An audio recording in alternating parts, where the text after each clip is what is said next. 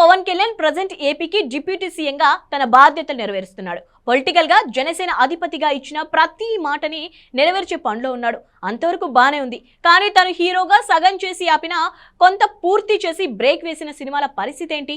మొన్నటి వరకు ఆగస్టులో ఒక సినిమాకు, నవంబర్లో మరో మూవీకి డేట్లు ఇస్తాడు పవన్ అన్నారు. కానీ డిప్యూటీ సీఎంగా బాధ్యతలతో ఫుల్ బిజీ అయిన పవన్ సినిమాల వైపు కన్నెత్తి చూసే పరిస్థితి కనిపించట్లేదు. ఇందుకీ ఆ సినిమాల కథ కంచుకి చేరేదా? Take a look.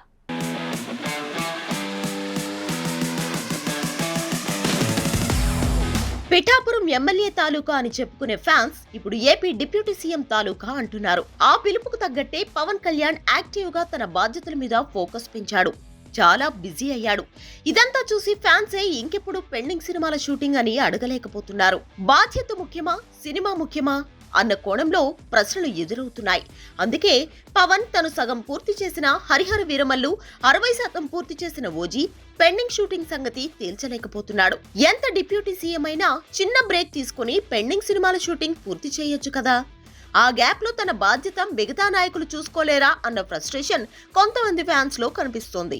ఈ పెండింగ్ సినిమాలు ముందే కమిట్ అయ్యాడు కాబట్టి వాటిని పూర్తి చేస్తే నిర్మాతలు గట్టెక్కుతారనే వాదనున్నా పవన్ మాత్రం ఏపీ జనాల బాగోగులకే ఫస్ట్ ప్రియారిటీ ఇస్తున్నట్టున్నాడు. అయితే కొత్తగా అందిన సమాచారం ప్రకారం 20 రోజుల కాల్ షీట్స్ ఇస్తే ఓజీని పూర్తి చేసేలా సుజీత్ ప్లాన్ చేశాడట.